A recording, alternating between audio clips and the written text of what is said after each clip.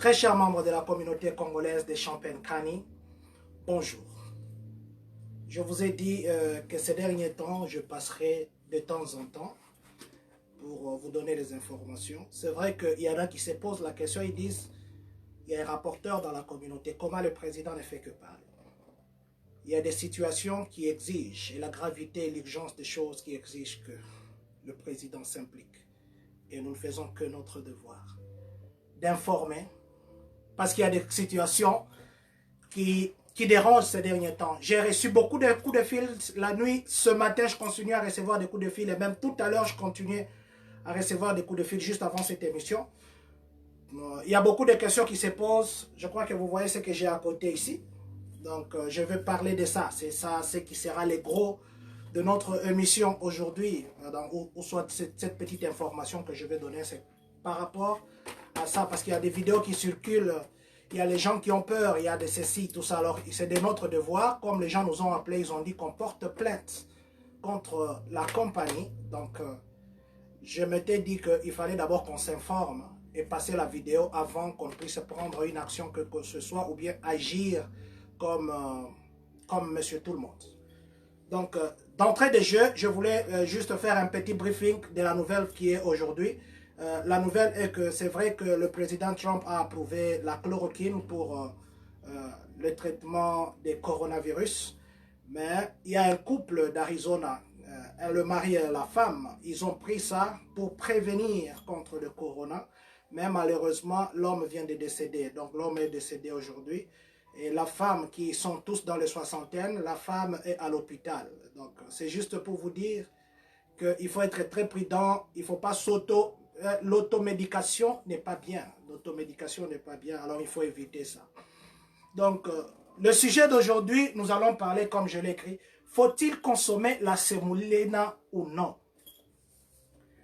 Quand j'ai eu des vidéos hier la nuit, et même la journée, les gens m'ont envoyé beaucoup de vidéos. J'ai reçu beaucoup de coups de fil. J'ai continué à recevoir des coups de fil. Ils m'ont dit, qu'est-ce que la communauté et les comités directeurs disent? Devons-nous consommer la sémolina ou on doit arrêter de consommer ça? Je m'étais dit que je m'informe d'abord sur le composant de sémolina. Donc, je crois, je ne sais pas zoomer. Les gens qui ont des sémolina à la maison, vous allez voir. D'entrée de jeu, les sémolina, si vous regardez en haut, là où il y a les ingrédients, après trademark, ingrédients, là on écrit ingrédients, vous allez voir que c'est écrit en anglais que sémolina c'est fait sur base de durum wheat. Durum wheat, from durum wheat. Qu'est-ce que ça veut dire? Ça veut dire que le sémolina est les ressortissants des blés durs. Les blés qu'on appelle en swahili ngano, en lingala, je ne sais pas trop bien, j'ai oublié. En swahili, c'est l'engano. C'est comme les grains de riz, mais c'est en jaune. Ça s'appelle blé. Le sémolina, c'est un composant qui vient de blé. C'est à la fin que je vous dirai pourquoi j'insiste sur ça. Donc, d'abord, d'entrée de jeu, si vous regardez, le sémolina, ça vient de bleu. Le sémolina est fait où? La sémolina plutôt. La sémolina, c'est fait ici, à Minnesota, à Minneapolis. C'est bien écrit Minneapolis à Minnesota. Minneapolis, c'est ici aux États-Unis, à Minnesota. Et les gens qui, comme moi, qui ont travaillé ou qui travaillent dans la production, surtout là où on produit la nourriture, ils savent comment les Américains sont stricts en matière de manger. Troisième chose, je me suis dit, en dehors du fait que la sémolina est faite de blé dur, quels sont les autres composants chimiques de la sémolina? Quelles sont les autres substances qui contribuent à la fabrication de la sémolina? Les gens ont expérimenté, les gens continuent à expérimenter. Il y a même un frère qui vient de m'appeler, il vient d'expérimenter juste avant mon émission. Il a vu le même effet sous forme de colle, sous forme d'élastique, ça fait l'élasticité. En fait, je m'étais dit, avec mes petites recherches, que je fasse des petites recherches. La première chose qui compose la sémolina, je vais parler en français, c'est écrit en anglais, mais je pars en ordre comme c'est écrit ici. La première chose qui compose la sémolina, ça s'appelle la niacine. La niacine, c'est quoi? La niacine, c'est aussi qu'on appelle la niacinamide. La niacinamide ou autrement la vitamine PP ou encore la vitamine B3. C'est le premier composant. Quel est le rôle de la vitamine B3 dans notre organisme? Quel est pourquoi la vitamine B3 dans notre organisme? La vitamine BA et B3 plutôt est très indispensable pour notre organisme parce que ça favorise le bon fonctionnement cérébral. Donc la vitamine B3 nous aide à ce que le cerveau puisse bien fonctionner. C'est le premier composant qui est dans la sémolina. Deuxième composant, c'est la sulfate de fer. La sulfate de fer ou bien sulfate ferreuse. Donc la sulfate de fer, quelle est son importance dans notre corps? La sulfate de fer nous aide à bien augmenter la capacité de fer dans notre corps. Le fer est important pour les os, pour que les os soient durs. Et cette sulfate-là, ça nous aide à augmenter la capacité de fer dans notre organisme. Aussi, le fer en soi-même, fer, c'est très important pour les gens qui sont anémiques. Les gens qui sont anémiques sont les gens qui ont des problèmes de globules blancs, les gens qui ont des problèmes de sang. Et le fer, ça les aide à augmenter leur capacité de sang et puis ça aide à ce que les os puissent être durs. Donc c'est le deuxième composant de sémolina. Le troisième composant de la sémolina, c'est quoi? C'est la mononitrate de thiamine. La mononitrate de thiamine. La mononitrate de thiamine, c'est quoi? La mononitrate de thiamine, qui est le troisième composant de la sémolina, on appelle aussi ça vitamine B1. Donc, ça, ce sont des termes très médicaux. Mononitrate de thiamine. Donc, en cours, vous pouvez appeler ça la vitamine B1. Quel est le rôle de la vitamine B1 dans notre corps? Pourquoi nous devons avoir la vitamine B1? Pourquoi notre corps a besoin de la vitamine B1? La vitamine B1, ça aide à tout le système nerveux. Le système nerveux, ça veut dire que c'est comme la vitamine B3 aussi. Le fonctionnement du cerveau, pour le fonctionnement du cerveau, tous les systèmes nerveux, ce qui aide à ce que votre cerveau puisse bien fonctionner. Ce qui aide à ce que le système nerveux puisse être bon, c'est la vitamine B1. Et ces composants se trouvent dans la sémolina. Quatrième composant, c'est la riboflavine. La riboflavine. Qu'est-ce que la riboflavine? La riboflavine, en cours, nous pouvons l'appeler, ou nous l'appelons, la vitamine B2. Qu'est-ce que la vitamine B2? La vitamine B2, on peut aussi l'appeler la vitamine du tonus. Donc, tonus comme énergie, tonus comme force, tonus comme pousser, hein, ça pousse. Donc, la vitamine B2 qu'on appelle riboflavine, la riboflavine aide à nous procurer l'énergie. Donc, l'énergie que nous avons, ça vient de la vitamine B2, qui est aussi un des composants de la sémolina. Cinquième composant, pour finir, c'est l'acide folique. Dans la sémolina, vous avez l'acide folique. Les femmes qui ont été enceintes ou qui sont enceintes connaissent l'importance de la vitamine et plutôt de l'acide folique. Les médecins, les infirmiers, les docteurs insistent que la femme enceinte prenne l'acide folique. Pourquoi on doit prendre l'acide folique? L'acide folique aide d'abord au développement de fœtus. Le fœtus, ça veut dire l'œuf, l'enfant, quand il commence à grandir.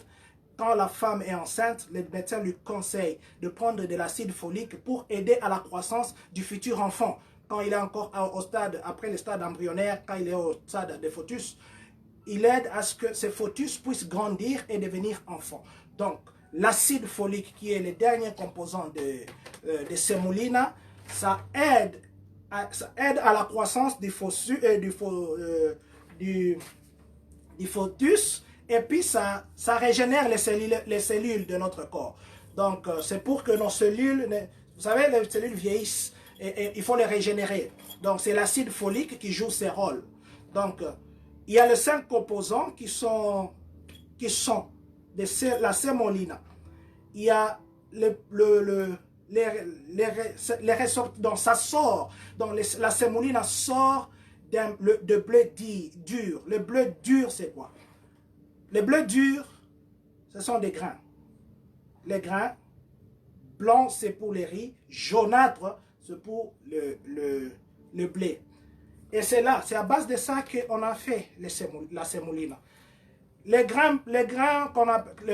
gens qui ont grandi au village comme moi, il y a les beignets qu'on faisait à l'époque, qui étaient comme sablonneux, comme ça. Hein, il y avait les beignets de la farine et les autres beignets qui avaient la tendance jaunâtre. Quand vous mangez, vous sentez vraiment que vous avez mangé. C'est le beignet à base de blé. Et ce beignet, depuis qu'on a grandi, n'a jamais causé du tort à qui que ce soit. Le blé, les gens qui ont déjà eu la chance de manger les bleus en état naturel, donc en étant de grains, ils verront que quand ils mettent dans la bouche, avec la salive, quand vous mâchez ça, ça va se changer en forme de chewing-gum. Ça va devenir comme l'élastique, ça va faire comme un chewing-gum. Donc, c'est parce que c'est les composants. Il y a ce qu'on appelle dans tous les grains, ce qu'on appelle les gluten. Les gluten, ça nous aide à digérer les grains. Donc, ça facilite la digestion qui fait que ça sépare aussi dans l'organisme ce qui est des matières un peu non considérables, ça va dans les déchets, et ce qui est de sang, ça part. Donc, sinon, on commencerait à tout sortir comme de l'eau.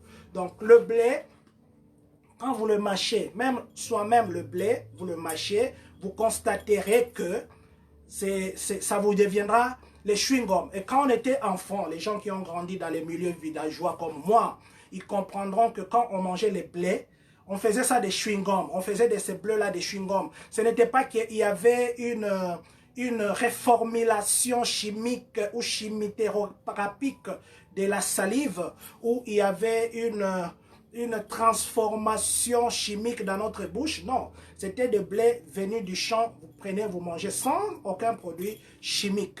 Donc, je reviens maintenant à ce que j'ai dit, pourquoi j'ai insisté que la sémolina vient de là. Vous avez la sémolina à la maison, regardez, on va dire que from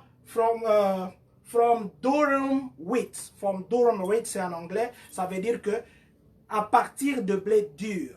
Donc la sémolina, c'est un résidu de bleu, donc ça vient de blé. Ce qui fait que c'est tout à fait normal, cette réaction-là, que vous mettez dans l'eau, comme monsieur qui a tiré l'attention des gens à faire voir. C'est tout à fait normal que vous mettez dans l'eau et que ça fasse cet effet. C'est l'effet de blé et qui est tout à fait normal. Il n'y a rien de chimique, il n'y a rien de magique. Et si vous suivez les composants de la sémolina, c'est très bon pour la santé de la femme enceinte à cet enfant qui vient de naître. Parce que ça renforce les cellules, parce que ça nous donne l'énergie, parce que ça contribue à notre fonctionnement cérébral, ainsi de suite. Donc, ne prenons pas ça de la magie. Les gens qui font des chikwang, par exemple, ils connaissent que quand on veut préparer le foufou de manioc, par exemple, même le manioc du village, quand vous mettrez dans l'eau, ça va faire l'effet des chewing-gum ou des bazookas, comme on dit. Dites-moi que c'est la magie, ou dites-moi seulement que c'est le composant des manioc. Devons-nous dire aussi que nous devons arrêter de manger la farine de manioc parce que ça se change en élastique? Non, mais bien mes frères et sœurs, très chers compatriotes, je voudrais juste attirer l'attention parce qu'il y en a qui ont pleuré, il y en a qui ont dit qu'on a mangé les ceci, tout ça, et c'est que nous devons savoir que la sémolina, il n'y a pas seulement nous, les Congolais, qui consommons. Les Américains eux-mêmes consomment. Ils le font de cakes, ils le font de beignets, ils le font de ceci. Ils les mélangent dans leurs trucs pour faire leur pain. Est-ce que c'est pour autant qu'un Américain acceptera de s'autopoisonner? Ou les usines, les gens qui travaillent. J'ai travaillé dans une usine de production. Même un produit dans l'emballage, vous l'avez touché sans gants, on vous demandera de jeter ça à la poubelle. C'est tombé par terre comme ça, on vous demandera de jeter ça à la poubelle. Ça, les produits qui sont affectés aux animaux. À combien plus forte raison, les produits qui sont affectés aux humains? Je voudrais juste dire, c'est bien de faire les expériences. Vous savez, on peut se réveiller, on fait une expérience, c'est très bien. Mais avant que nous puissions publier, avant que nous puissions mettre des psychoses dans la tête des gens, il serait mieux qu'on s'informe sur les composants. Ne soyons pas seulement là, nous venons comme ça. Oh, c'est Molina, Balobi, ils ont fait sa maladie, tout ça. Bon, imaginez, ça fait 10 ans, ça fait 5 ans, ça fait 8 ans, ça fait 50 ans. Oliaka, c'est Molina. Donc, on a un check-up à l'hôpital. Nanyango, basi bakutaye na ba boule, il y a ba plastique na kati nzoto na ye. Parce qu'aliaka c'est Molina. C'est Molina, et sa base na biso. Et en plus de cela, c'est vrai bandeko. Ce qui ignorance est coquille kozala. Et ça très bien. Parce qu'ignorance mutunyoso. Attends peu avant d'aller à l'émission. Na s'informer. En gros, le lot na comment qui coûte na papier. Je me suis informé. J'ai pris mon temps. Il y a autant là-bas composant. Qu'est-ce qu'il y a dans la sémoulina? Et je me suis rendu compte que la sémoulina vraiment est important. Il faut. En tout cas, moi, je vous encourage. Je vous encourage à prendre ça. Et en plus de cela, nous devons être très prudents. Le marketing que les gens font sur la sémoulina, c'est un marketing destructif. C'est un marketing qui enlève le client chez les consommateurs, chez les producteurs. Et nous devons être très attentifs, nous devons faire très attention. Nous devons faire des marketing qui se justifient. Si c'est quelque chose, oh, automoni que non, c'est justifié, ok. Ou soit, pourquoi kwanga, sorry, to tche na mai et ça la fait élastique, mais toujours continuer à lier en. Donc, quel serait maintenant l'importance ya koloba que non, bazo mélanger na ba produits chimiques et autres ça la plastique ainsi de suite. Mes chers compatriotes, mes amis, mes frères et sœurs, l'effet oyo et autres ça la élastique quand vous mettez dans un tamis, c'est tout à fait normal. Les résidus, les autres composants qui sont ici que je vous ai dit, les autres composants peuvent être tamisés. Mais la dernière boule qui est la base principale de la sémoulina, qui est le blé dur, ça ne va pas passer, ça va faire l'élastique. C'est normal. Si vous voulez vérifier ce que j'ai dit, demandez à vos frères qui sont au village. Ou si vous pouvez, je ne sais pas, dans des shops ici, si on vend dans des stores, je ne sais pas si on vend des blés en état de grains, allez acheter les blés. Hein. Allez acheter des blés, mangez ça. Et puis, quand ça sera mou, vous allez voir que ça va se transformer en chewing-gum. C'est le même principe que pour les quakers. Nous mangeons les quakers. Quand vous mettez dans l'eau qui n'est pas très très bouillante, ça va faire le même effet de plastique. Est-ce que c'est pour autant qu'on va dire ne mangeons pas les quakers? Parce que les quakers, il y a les ceci, les ceci. Nos enfants mangent des quakers. Nos enfants mangent ces histoires-là. Et ça a l'effet de plastique quand on ne fait pas bien. Même la sémoulina, quand vous lisez, on dit qu'il faut bien préparer. Il faut bien préparer, il faut bien la bouillir. Donc ça n'a rien à voir de la magie. Ça n'a rien à voir des choses qu'on a ajoutées. Ça n'a rien à voir des trucs qu'on veut tuer les gens. C'est juste les composants qui sont là. Et pour me résumer, ne soyons pas paniqués s'il y a quelque chose qui arrive. Surtout à la communauté qui nous est très chère. S'il y a quelque chose qui arrive, et que même si nous sommes limités, nous allons toquer même la porte céleste pour que la solution vienne d'en haut, afin que nous puissions arrêter la chose qui doit arriver à notre communauté. Nous allons nous battre pour cette communauté et je passerai toujours s'il y a une nouvelle qui permettra à ce que je vienne informer tout le monde pour un danger ou soit pour une information tronquée. Je viendrai et je vous parlerai. Mais je vous prie, consommez la sémoulina. Il n'y a pas de magie dedans. Il n'y a pas de chimie dedans. Tout ce qu'il y a, ce sont des composants. Et c'est les effets des composants qui font ça. Je ne suis pas chimiste. Je suis pédagogue. Je suis marketeur. En fait, je suis moi. Je suis seulement je suis bon. J'ai beaucoup de qualificatifs, mais je n'ai pas le temps de dire. Je suis pas, mais dans tous mes qualificatifs, je ne suis pas un chimiste. Mais on m'a dit qu'il y a notre sœur qui travaille à Plastipac. Je ferai un effort pour la voir. Il y a notre sœur qui travaille à Plastipac. Je ne sais pas trop bien voir les questions, c'est loin. Attendez, je vais voir si je peux lire les questions, parce que je vois qu'il y a des questions qu'on me pose. Donc, je disais qu'il y a notre sœur qui travaille à Plastipac, qui est chimiste. Nous allons voir dans quelle mesure nous pouvons entrer en contact avec elle.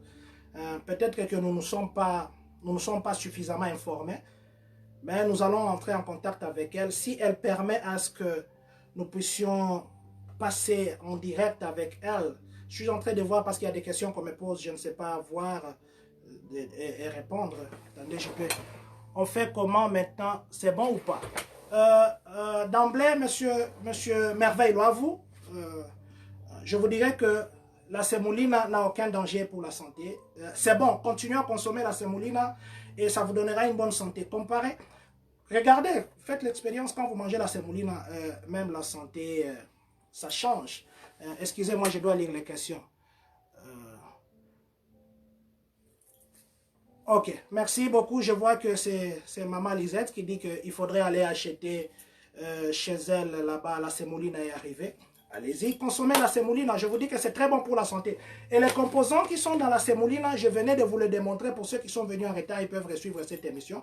Les composants qui sont dans la sémoulina, ce sont des composants qui sont bien pour tout le monde. Donc, c'est bien pour la santé. Consommez sémoulina. Il y a les gens qui amènent des informations pour combattre le marketing. Mais moi, je vous dis, si je ne l'aurais pas dit, peut-être quelqu'un d'autre le ferait. Je vous dis que je me battrai pour la communauté. S'il faut toquer même à la porte de Dieu, comme je l'ai dit, je toquerai. Vous êtes en bonne santé, vous êtes safe. N'ayez pas crainte, consommez la semolina. Let me talk to our young children, young brother that can speak French. They only speak English. I want to tell you, semolina is healthy. You can keep going. Eat semolina. Eat semolina for what? Because everything you find in the semolina, it's good for you. Everything you find in the semolina, you can eat it and be healthy. Then my advice as a community president, I'm advising you today to stop listening to people. Before you speak to you say you give an information, you should be aware. You should know that what you are talking is true or is not true. Ok, let God bless you. Ok, je voudrais terminer par dire merci pour votre temps que vous avez pris. Je sais qu'il y aura peut-être des questions.